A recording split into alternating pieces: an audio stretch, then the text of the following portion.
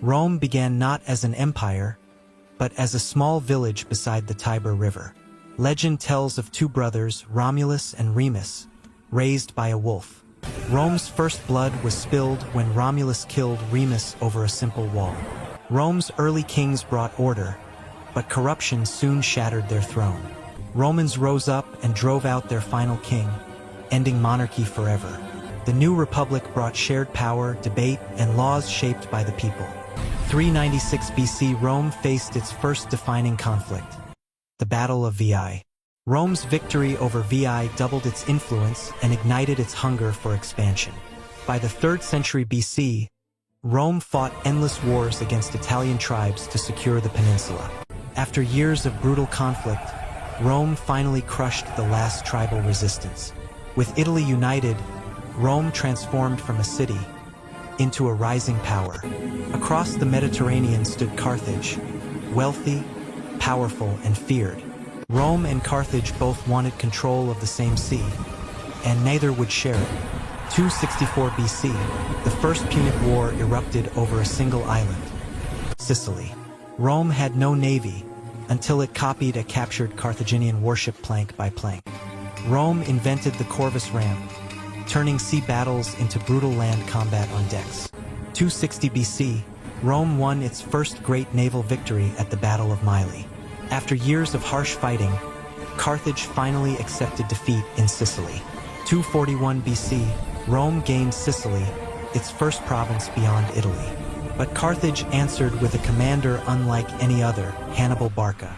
218 BC, Hannibal crossed the Alps with elephants, shocking the ancient world. 216 BC at Cannae, Hannibal destroyed a Roman army with a perfect encirclement. Rome refused to surrender, learning patience instead of panic. 202 BC, Rome struck back under a young general named Scipio Africanus. At the Battle of Zama, Rome shattered Carthage's power once and for all. Carthage was defeated. Rome now ruled the Western Mediterranean. Rome's victories made it wealthy, but wealth created greed. Generals grew powerful, senators grew fearful, and Rome drifted towards civil war. Then came a man whose ambition would reshape the world, Gaius Julius Caesar. Caesar rose through charm, strategy, and unmatched political genius. 58 BC, Caesar marched north to conquer Gaul, a land of fierce tribes. In Gaul, Caesar faced warriors unlike any Rome had seen. 52 BC, at Alesia, Caesar surrounded the great Gallic leader Vercingetorix.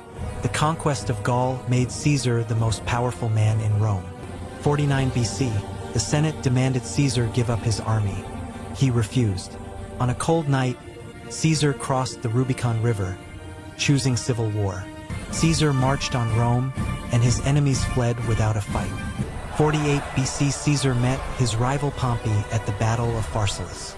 Caesar won. Pompey fled to Egypt and never returned. 45 BC, Caesar returned to Rome as the undisputed ruler. But absolute power creates absolute fear, even among friends. 44 BC, on the Ides of March, Caesar walked into the Senate for the last time. There, surrounded by men he trusted, the knives fell. Caesar's death threw Rome into panic, streets filled with fear, and senators fled in every direction. But one young man stepped forward, Octavian, Caesar's adopted heir. At just 19, Octavian claimed his right to Caesar's legacy. He joined forces with Mark Antony to hunt the men who killed Caesar. 42 BC, at the Battle of Philippi, Caesar's assassins made their final stand. With Caesar's killers defeated, Rome was divided between Octavian and Antony. Antony turned to Egypt and to Cleopatra, the queen who captivated empires. Rumors spread that Antony wanted to rule Rome from Alexandria. Octavian used these rumors to turn the Roman people against Antony. 31 BC, everything changed at the naval battle of Actium. Antony and Cleopatra fled to Egypt, where their reign collapsed in despair. 30 BC, Octavian entered Alexandria, ending the last resistance to his rule. With Antony gone, Octavian stood alone as the master of Rome. 27 BC, the Senate granted him a new name, Augustus, meaning the Exalted One. Under Augustus, Rome entered an age of peace, power, and endless ambition. Under Augustus, Rome transformed into the most powerful empire the world had ever seen. He rebuilt cities, strengthened armies, and created a peace that lasted generations. This era became known as Pax Romana, Roman peace. For nearly 2 centuries, Rome's roads carried trade, culture, and ideas across continents. But Rome was never truly peaceful. Its armies kept expanding its borders. 9 AD in the Teutoburg forest, Rome suffered a devastating ambush. 3 legions were lost, and Rome's dream of conquering Germania died that day. Then came Emperor Trajan, the greatest conqueror in Roman history. 101 to 106 AD, Trajan led Rome into the Dacian Wars, seeking wealth and glory. Dacia's gold flooded into Rome, fueling massive building projects. Under Trajan, Rome reached its greatest size, stretching from Britain to Arabia. After Hadrian, Rome entered a fragile era, held together by strong emperors, but threatened by storms beneath the surface. 161 AD, Marcus Aurelius took the throne, the last of Rome's philosopher kings. But even wisdom couldn't protect Rome from the plague that followed. The Antonine Plague killed millions, weakening Rome's armies and economy. Enemy tribes sensed this weakness and struck along the northern frontier. Around 170 AD, Marcus Aurelius fought the Marcomannic Wars to defend the empire. Marcus Aurelius won the war, but his victories cost Rome dearly. 180 AD, after Marcus Aurelius died, his son Commodus inherited a wounded empire. Commodus cared more for gladiator games than governing, and Rome began to rot from within. 192 AD, when Commodus was assassinated, Rome fell into chaos. 193 AD, 5 emperors fought for the throne in a single year. Legions chose their own leaders, and Rome's unity began to crack. Civil wars erupted across the empire as rivals claimed power. Borders weakened, and barbarian tribes pushed deeper into Roman lands. By the 3rd century, Rome was losing ground faster than it could recover it. The empire that once ruled the world was now fighting simply to survive. The 3rd century became Rome's darkest age, an era where emperors rose and fell like shadows. Between 235 and 284 AD, more than 50 men claimed the throne. Many ruled for months, some for weeks, a few for only days. The legions chose their own emperors, turning loyalty into chaos. Rome shattered into pieces, the western provinces formed the Gallic Empire. In the east, the wealthy city of Palmyra built an empire of its own. Rome was now divided into 3 parts, each claiming to be the true empire. Meanwhile, barbarian tribes struck like never before. Franks, Goths, Alemanni, and more. Roman frontier walls fell, cities burned, and defenses collapsed. Barbarian invasions tore away vast regions Rome once controlled. For the first time in centuries, Rome was no longer expanding. It was shrinking. Then came Emperor Aurelian, the man called Restorer of the World. 272 AD, Aurelian crushed the Palmyrene Empire and reclaimed the east. Next, he defeated the Gallic Empire, reuniting the west. For a moment, Rome stood whole again, but the wounds remained deep. The crisis had shaken the empire to its core, and darker storms were still coming. By the late 3rd century, Rome was exhausted. Its borders broken, its armies divided, its people desperate. Then came Diocletian, a soldier emperor who understood one truth: Rome was too big for one man to rule. In 284 AD, Diocletian took power and began rebuilding Rome from the ashes. To save the empire, he did the unthinkable. He divided power instead of hoarding it. He created the Tetrarchy, 2 senior emperors and 2 junior emperors ruling together.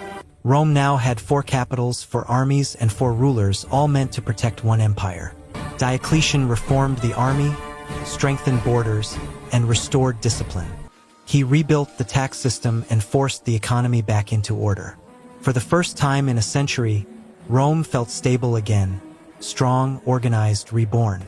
But power shared is power questioned, and the Tetrarchy soon cracked from within. Ambition returned, loyalty faded, and generals chose sides once again. 305 AD, Diocletian retired, hoping peace would last. But Rome immediately erupted into civil war. Rivals battled across provinces, each wanting the purple crown for themselves. Amid the chaos, one leader rose above the rest, Constantine. He marched across the empire to unify it under a single ruler once more. 312 AD, at the Milvian Bridge, Constantine's destiny would be decided. Constantine emerged victorious, and Rome was united once again, but changed forever. After uniting Rome, Constantine faced a new truth. The empire's heart was no longer in the west. Trade, wealth, and power were shifting eastward toward older, richer lands. To protect Rome's future, Constantine chose to build a new capital far from Rome itself. 330 AD, on the site of ancient Byzantium, he founded Constantinople. It became the jewel of the empire, wealthy, strategic, and nearly impossible to invade. But Rome itself, the old capital, continued to crumble. Barbarian pressure grew as Visigoths, Vandals, and Huns appeared on the horizon. Borders collapsed faster than emperors could react. Meanwhile, Constantine strengthened the east with wealth, armies, and walls. Rome now had two centers of power, one rising and one falling. 337 AD, when Constantine died, he left a powerful east and a weakened west. His sons divided the empire again, each ruling their own half. The east grew stronger with each generation, while the west drifted closer to collapse. The seeds of division were planted, and soon the empire would break forever. After Constantine, the east grew wealthy, but the west sank into poverty, corruption, and endless invasions. Emperors in the west changed constantly, some ruled for months, others for days. Meanwhile, barbarian tribes poured through the collapsing borders. Rome no longer had the strength or the money to stop them. 378 AD, at Adrianople, the Romans suffered a devastating defeat against the Goths. The east survived, but the west was dying. For 10 AD, the unthinkable happened. Rome was sacked for the first time in 800 years. The world trembled. If Rome could fall, anything could fall. For 55 AD, the Vandals crossed the sea and plundered Rome again. Without North Africa's grain, the Western Empire starved. Meanwhile, a new terror arose, Attila the Hun, the scourge of God. For 53 AD, Attila invaded Italy, threatening Rome itself. Rome survived only because Attila suddenly withdrew. The West had no army left, no money, no unity, only a title and a fading dream. For 76 AD, a Germanic king named Odoacer marched into Italy. He forced the last Roman emperor, Romulus Augustulus, to surrender. With that, the Western Roman Empire ended. But the East lived on, stronger, wealthier, and ready to become something new. For 76 AD, the West had fallen, but in the East, Rome still lived. The Eastern Empire was different, wealthier, smarter, and protected by the strongest walls in the world. Greek, Roman, and Eastern cultures mixed, creating a new identity we know today as Byzantium. Constantinople became the center of trade between Europe and Asia. Its wealth allowed emperors to hire elite armies and build powerful fleets. 527 AD, a new emperor rose, Justinian, a man determined to restore Rome's lost glory. He rebuilt Constantinople after riots nearly destroyed it. Then he created the Hagia Sophia, a masterpiece of ancient engineering. Its dome seemed to float on air, symbolizing a reborn Roman world. Justinian sent his greatest general, Belisarius, to reclaim lost Roman lands. 533 AD, Belisarius crushed the Vandals in North Africa. He then invaded Italy, fighting to reclaim the old heart of Rome. After years of brutal war, Rome itself returned to the empire. Justinian's reconquests were costly and temporary, but they revived the spirit of Rome. Over time, the Eastern Romans developed their own style, their own armor, their own identity. They spoke Greek, worshipped differently, and blended ancient Rome with the East.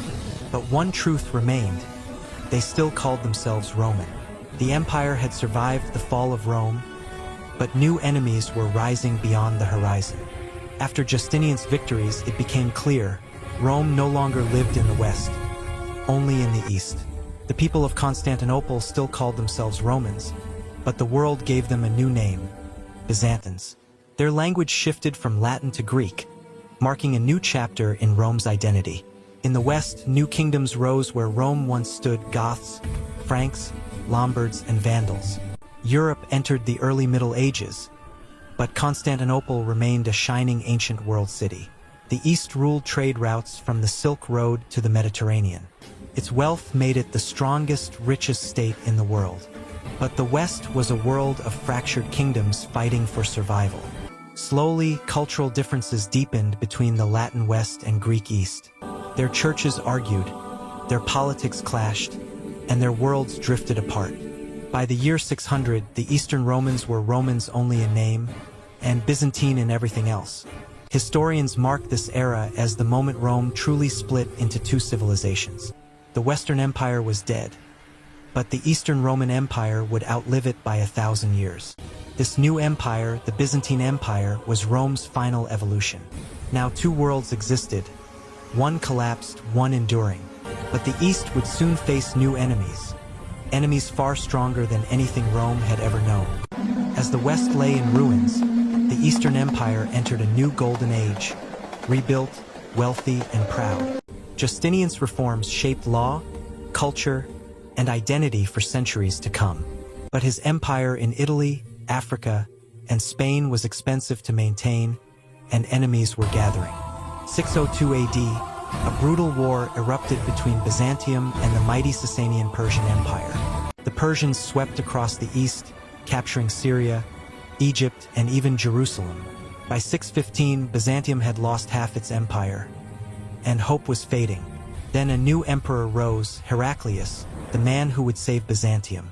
He reorganized the army, inspired the people, and struck back with impossible courage. 627 AD, Heraclius defeated the Persians at the Battle of Nineveh. For the first time in decades, Byzantium breathed again. But as one enemy fell, a far greater power was rising in the deserts of Arabia. By 636, united Arab armies swept across Byzantine lands with unstoppable speed. The Battle of Yarmouk became a turning point. Byzantium was shattered. The empire lost its richest provinces, a wound from which it would never fully recover. Heraclius lived long enough to see his victories erased, and a new world rising from the south. Yet Byzantium survived, smaller, poorer, but unbroken behind its mighty walls. The empire was changing again, preparing for the medieval age of emperors and crusaders. After losing the Middle East, Byzantium shrank, but behind its walls, a new strength began to form. The empire rebuilt its armies, reformed its laws, and prepared for a new era. 867 AD, a new dynasty rose to power, the Macedonians. Under Macedonian rule, Byzantium entered a long golden age. Education flourished as ancient Greek and Roman texts were restored and rewritten. Reformed armies pushed back Arab forces and reclaimed lost lands. Greek fire turned Byzantine ships into unstoppable engines of war. But in the Balkans, a powerful enemy emerged, the Bulgarian Empire. For a century, Byzantium and Bulgaria fought for control of the Balkans. 976 AD, a young emperor took the throne, Basil II, later called the Bulgar Slayer. His early reign was chaotic. Rebellions, traitors, and civil wars threatened his rule. But Basil crushed every rival and rebuilt the empire's strength. 1014 AD, at the Battle of Clydian, Basil destroyed the Bulgarian army. The victory shattered Bulgarian power and brought the Balkans firmly under Byzantine control.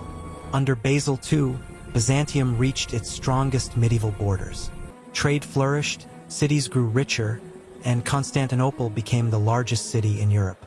For a moment, the empire felt invincible again, reborn from the ashes of Rome. But like Rome before it, Byzantium's golden age would not last. After Basil II's death, Byzantium entered an era of weak emperors and growing corruption. Powerful families fought for control, draining the empire's strength from within.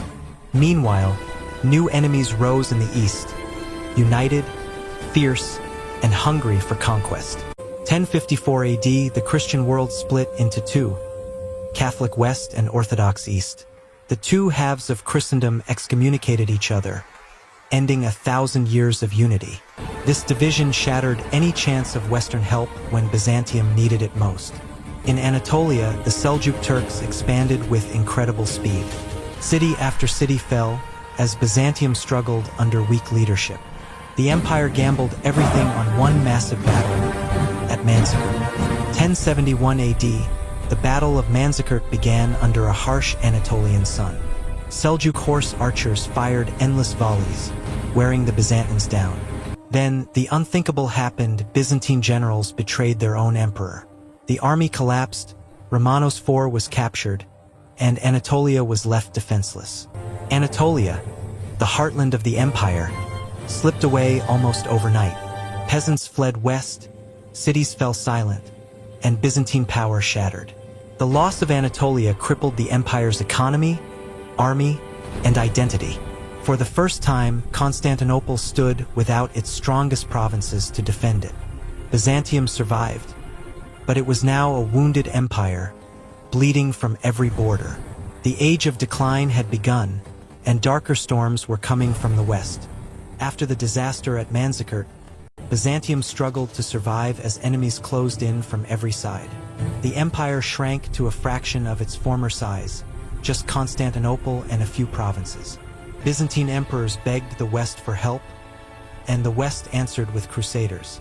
But the Crusades brought new dangers, armies marching for God, but hungry for gold. In 1096, the First Crusade passed peacefully, but distrust grew between East and West. The Crusaders saw the Byzantines as weak. The Byzantines saw the Crusaders as reckless invaders. Meanwhile, Byzantium tore itself apart with civil wars, palace coups, and betrayal. A blind emperor was restored, replaced, and restored again. Chaos ruled the palace. Then came the Fourth Crusade, the crusade that would destroy Constantinople itself. Instead of marching to the Holy Land, the Crusaders sailed to Constantinople. They claimed they were restoring a rightful emperor, but their real goal was plunder. 1203 AD, the Crusaders attacked the greatest walls on earth. The Byzantines fought fiercely, but political chaos weakened their defense. An emperor fled, another was overthrown, and the city fell into panic. 1204 AD, the Crusaders returned for a second attack, and this time they showed no mercy. The greatest city of the ancient world was torn apart by fellow Christians. Priceless relics were stolen, libraries burned, thousands died. For 3 days, Constantinople suffered horrors unseen since the fall of Rome. The empire was split into fragments: Latin Empire, Nicaea, Epirus, and Trebizond. The Byzantines fled to Nicaea, where they prepared to rebuild what was lost. The heart of Rome had fallen. The empire was broken, but not yet dead. After the Crusaders destroyed Constantinople, the Roman world scattered into 3 surviving states. Among them, the Empire of Nicaea became Byzantium's strongest hope for survival. Here, exiled emperors raised new armies and rebuilt the administration from scratch. Nicaea defended Asia Minor fiercely, pushing the Latin Empire back step by step. Slowly, the Byzantines reclaimed lost cities and restored their old borders. 1259 AD, a powerful leader emerged in Nicaea, Michael VIII Palaiologos. He was brilliant, ambitious, and determined to reclaim Constantinople at any cost. Michael crushed his Latin enemies at the Battle of Pelagonia. With the Latins weakened, Michael prepared to retake the city that had been lost for 57 years. The Latin Empire inside Constantinople was collapsing from starvation and political chaos. Michael knew this was the moment Byzantium had waited for. 1261 AD, a small Byzantine force under Alexios Strategopoulos approached the city quietly. They discovered a gate left unguarded and took the greatest gamble in Byzantine history.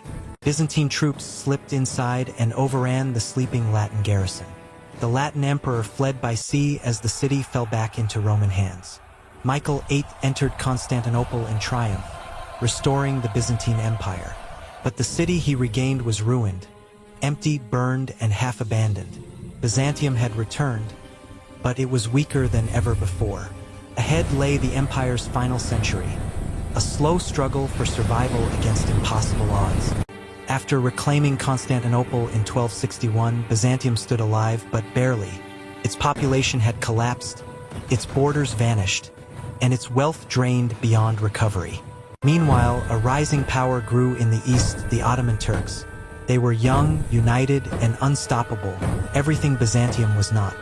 1302 AD, the Ottomans defeated Byzantine forces at Beyfus, gaining their first major foothold. City after city fell, until Byzantium controlled little more than Constantinople itself. The empire begged for help from the west, but old wounds from the Crusades remained. The Ottomans closed in, surrounding Constantinople from all sides. 1451 AD, a young, brilliant sultan took the throne, Mehmed II. He dreamed of conquering the city that empires had fought over for 1,000 years. Mehmed built the largest cannons the world had ever seen.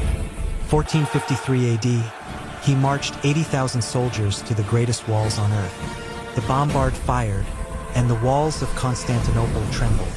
Inside the city, only 7,000 defenders stood against the Ottoman storm. The last Byzantine emperor, Constantine XI, refused to flee. For 53 days, the city held as cannons roared day and night. But on May 29, 1453, the final assault began. Constantine XI fought on the walls until he fell, refusing to abandon his empire.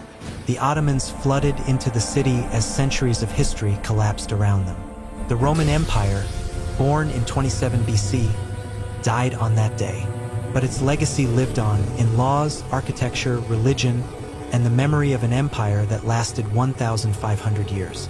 Rome had fallen, but it shaped the world more than any empire before or after. The Roman Empire fell in 1453, but Rome itself never vanished. Its laws shaped modern justice. Its roads shaped our cities. Its language shaped entire civilizations. From Washington to Moscow to Istanbul, every great power carries a piece of Rome. Christianity, once a small faith, spread through Roman roads to become a global religion. Roman law became the foundation of legal systems across Europe and the world. Roman architecture shaped everything, from cathedrals to parliaments to museums. Latin lived on in science, medicine, literature, and the languages millions speak today. Even the idea of an empire, its power, its ambition, was defined by Rome. The Byzantines called themselves Romans until their final breath, and in their hearts they were right. Rome survived through them for 1,000 years after the West collapsed. No empire lasted longer. No empire shaped more. No empire was remembered more. Rome may have fallen, but it also lives forever, because the greatest empires are not defined by their collapse, but by what they leave behind. And Rome left the world forever changed. The Roman Empire ended, but the world it shaped was only beginning.